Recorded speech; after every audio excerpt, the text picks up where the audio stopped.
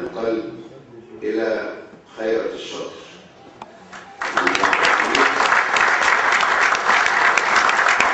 وطبعا يستحق التهنئة على أشياء كثيرة جدا، لكن التهنئة هي إن أنا سمعت زهراء النهارده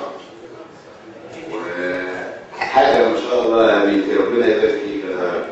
صحيح.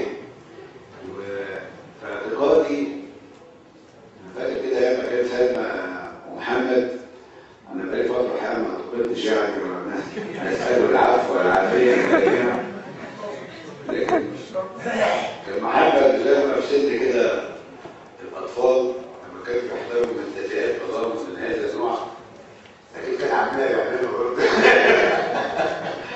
ولما سمعت زهراء النهارده حسيت فخر شديد، اسف ان خيرك الشاطر يشعر به، لان قيمه الذين يعطون عمرهم لقضيه عامه بانهم مقبولين دايما في شعورهم انهم واخدين اجر، شعورهم في قلبهم انهم دائما نالوا ثواب عظيم ونالوا اجر عظيم على ما دفعوه للتعب.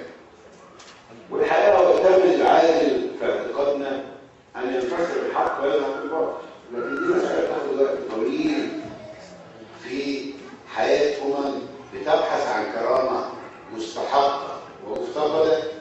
عشان كده اللي بيناضل بيجد اشياء كثيره جميله جدا تشعره بانه خد ثمره عظيمه حتى لو لم يتحقق هذا النص، وحتى لو لم يشهد بعينه ان الباطل يظهر، وان دوله العدل والحق والحريه والكرامه بتقوم. ومن دي اجمل ما يمكن ان يستشعره المرء حلاوه في قلبه ان ربنا يعطيه ابنه مؤمنه بابوها وبقضيته وبقيمته، تفخر بيه وبتعودي